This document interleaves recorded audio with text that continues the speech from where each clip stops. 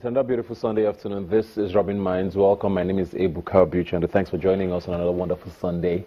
Very rainy couple of days it's been in Lagos. If you are watching us from Lagos, I hope you're safe wherever you are. A couple of very scary videos and pictures we've been seeing across social media with people in cars, some people swimming on the streets. We saw someone kayaking in Victoria Island. It's been quite I mean, it's interesting to see the humorous side of things, but it's a very serious issue.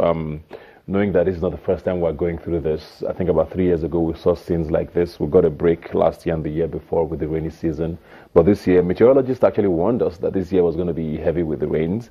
But I don't know that a lot of us listened, especially government, because seeing how things have turned out, it's a little bizarre how, I mean, yes, it was a lot of rain, but I mean, the sort of destruction and the sort of chaos we witnessed is a little too much. And knowing that July is only just at the beginning, we still have about 3 weeks to go in this month, which is usually the heaviest with regards to rains in Lagos. It leaves a lot of people, you know, worried. And hopefully government has some plan, at least to ease the fears and the lives of people, and hopefully starts planning on a long-term basis, because this cannot continue. We all know that Lagos is a coastal state. There's a lot of drainage issues. Obviously, the solution will be very, very hard to tackle, and it will cost a lot of people money and a lot of their property. But I think it's about time we started having that conversation seriously. We're going to get to that conversation much later. I have here with me Leonard Ebute to help us look at all of the issues from this past week. Thanks for being here today. Thank you. Let's start off with President Buhari now. I think we clocked 60 days in the past week, and since he's been out of the country, we still haven't heard a word from him. We heard a broadcast of some sort, which was quite controversial in Hausa language. I think that's the only time we've heard from him. The acting president is still in charge, sort of, by if I may use those words loosely. But people are starting to almost even forget about the President Buhari issue. Almost like, okay, yeah, he's not here. People are moving on. Why are we not worried? Why are we not talking enough about this? At what point does the Constitution kick in and things take a different turn? Well, I'm not a constitutional lawyer, and I believe the National Assembly should know their role in stuff like this. But yes, it's a worry. 60 days without the president. Yeah, we do have an acting president, but there was that bit of vacuum created when he traveled out. We didn't have a vice, so we literally were left in a country without a president for that short period. And we saw all of the controversy around Saraki, you know, slipping into that role or not from the National Assembly. It's becoming a real issue. I think this is where the Ministry of Information needs to put a foot forward to clearly articulate what the issues are, where the nation should be going. And the National Assembly and the constitutional lawyers need to clarify to us as Nigerians whether there is any constitutional vacuum being created. But have we missed the president? Maybe not. Things were in super when he was here. Things have not worsened, but we've not seen too much improvement. Maybe in some areas we've seen improvement, but from a purely performance point of view, I doubt very much whether the nation has missed the presence of the president, save for some controversial issues around Magu and maybe stuff like that. I don't know.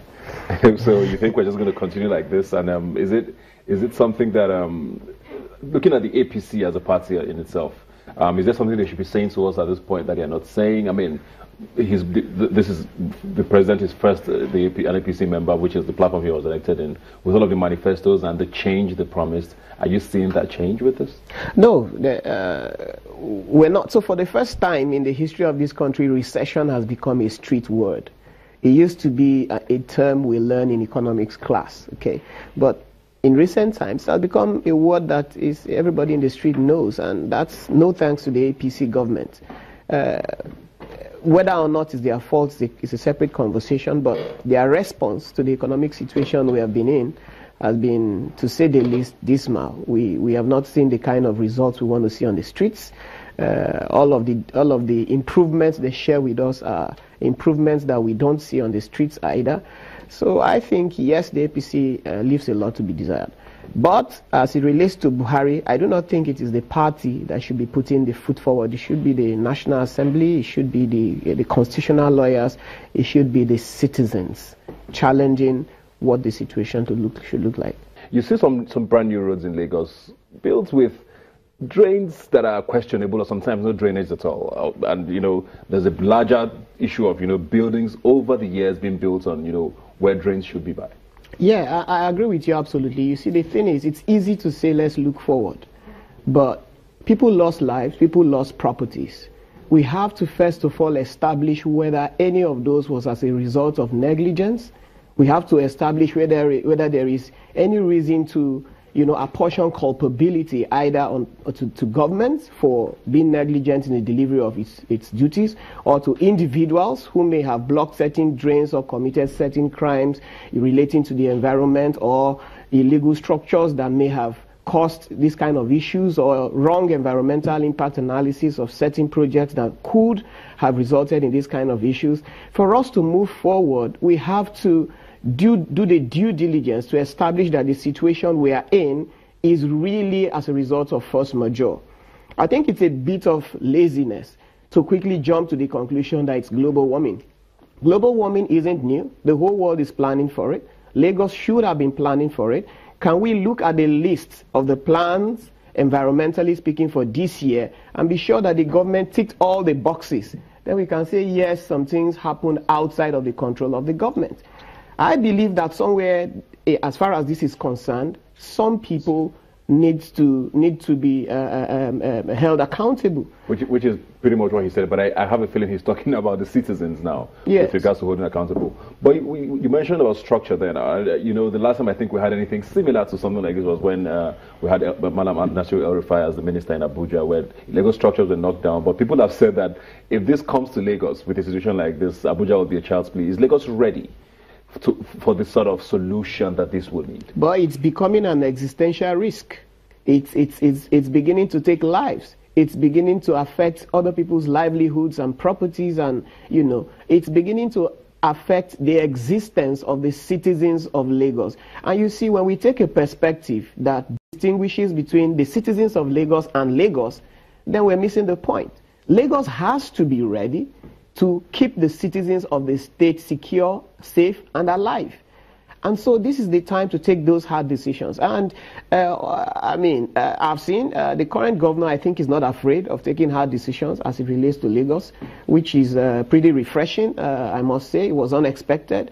And I think this is the time for him to proceed on that path, to getting Lagos de-Lagosified, if you like. Well, thank you very much, Leonard. This is one issue that I know is going to take years, whichever way you want to look at it, because a drainage problem that's been bastardized over decades cannot be fixed in one day. So hopefully we get a break from the rains as soon as possible, and then we can start looking at solutions. Thanks for being here today, Leonard. Thank you. We'll see you right back. Please stay with us. Just